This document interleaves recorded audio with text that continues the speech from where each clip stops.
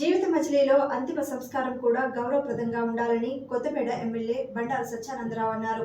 కొత్తపేట బోడిపాలెం వంతెన దిగువన సుడిగుండాల పాయ వద్ద ఏర్పాటు చేసిన కైలాస భూమిని ఎంపీ హరీష్ మాథూర్, జనసేన ఇన్ఛార్జ్ బండారు శ్రీనివాస్, ఆకుల రామకృష్ణ, బండారు సంజీవులతో కలిసి ప్రారంభించారు. ఈ సందర్భంగా ఎమ్మెల్యే మాట్లాడుతూ మనిషి జీవితంలో చివరి ఘట్టం పూర్తి సౌకర్యాలతో సాగనంపాలనే ఆలోచన నేడు ఈ కైలాస భూమిని అభివృద్ధి చేయడం జరిగిందని తెలిపారు. మరణించిన వ్యక్తి కుటుంబ సభ్యులు మరియు చివరిసారిగా వీడ్కోలు పలకడానికి వచ్చిన వారికి ఎలాంటి అసౌకర్యాలు కలగకుండా కైలాస భూమిని అభివృద్ధి చేసినట్లు పేర్కొన్నారు. గతంలో ఈ ప్రదేశంలో అంత్యక్రియలు చేయడానికి వీలుగా ఉండేది కాదని, అంత్యక్రియల అనంతరం స్నానం చేయడానికి కూడా అవకాశం లేదని చెప్పారు. అటువంటి పరిస్థితి లేకుండా అన్ని సౌకర్యాలతో ఈ కైలాస భూమిని ప్రజలకు అందుబాటులోకి తీసుకొచ్చామన్నారు. అంత్యక్రియలకు నూతన భవనంతో పాటు 4 చట్టాలను ఏర్పాటు చేశామని, స్నానాలకు పూర్తి ఏర్పాట్లు చేసినట్లు, అలాగే అస్థికలను భద్రపరిచేందుకు లాకర్లను కూడా సిద్ధం చేసినట్లు, ఈ కైలాస భూమిని అభివృద్ధి చేయడానికి సహకరించిన లయన్స్ క్లబ్ సభ్యులు నంబూరి రెడ్డయ్య, బాదం ఐ బ్యాంక్ నిర్వాహకులు బాదం బాలకృష్ణ మరియు దాతలకు ధన్యవాదాలు తెలిపారు. అలాగే ఎంపీ నిధులు ఇచ్చిన హరీష్ మాథూర్కు, నిధులు కేటాయించిన స్థానిక సంస్థల ప్రజా ప్రతినిధులకు సహకరించిన ప్రతి ఒక్కరికి ఎమ్మెల్యే సత్యానందరావు ధన్యవాదాలు తెలిపారు. ఎంపీ హరీష్ చేతుల మీదుగా కైలాస రథాన్ని ప్రారంభించారు. ఈ కార్యక్రమంలో కండంశెట్టి శ్రీనివాస్, బూసి జయలక్ష్మి భాస్కర్ రావు, చిలువూరి సతీష్ రాజు, పాలూరి సత్యానందం, ముత్యాల బాబ్జీ, మిద్దె ఆదినారాయణ, ధరణాల రామకృష్ణ, కంఠంశెట్టి చంటి, అయినమిల్లి సత్యబాబు గౌడ్, పల్లి శాంతి, బీరా ఇసాక్ మరియు కూటమి నాయకులు, కార్యకర్తలు పాల్గొన్నారు.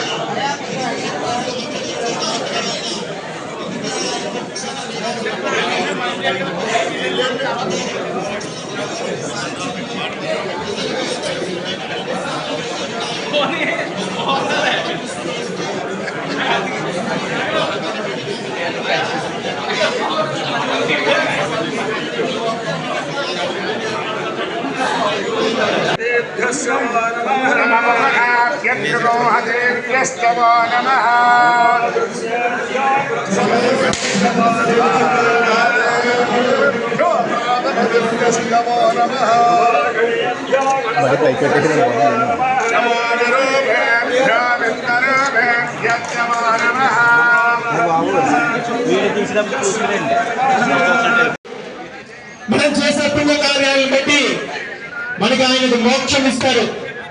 అందుకే కైలాస భూమిలో నిత్యం కొలువైన ఆ పరమేశ్వరుని స్తుతిస్తూ నేడు ఆయన యొక్క విగ్రహావిష్కరణ జరుగుతుంది. దీనికి రెడ్డి గారు, లయన్స్ క్లబ్ రెడ్డి గారు, లయన్స్ అగ్రత మహారాజులు కూడా ఇచ్చేశారు. వారితో పాటు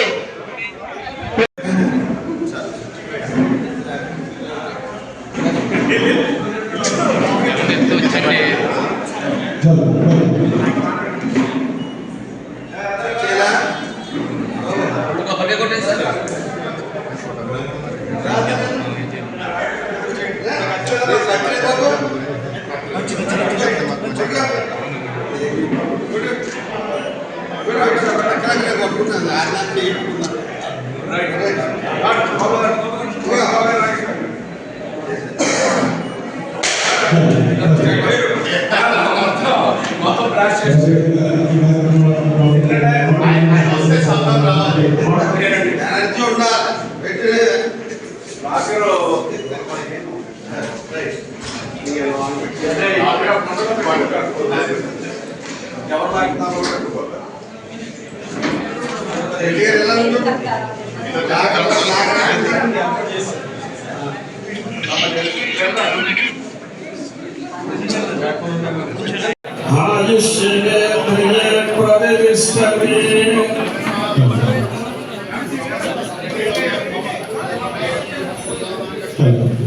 కింద వాళ్ళంతా కూడా దయచి వేదిక స్థలానికి రావాల్సి వచ్చేసి తమ్ముడు ఈ మైక్ ఒక్కసారి.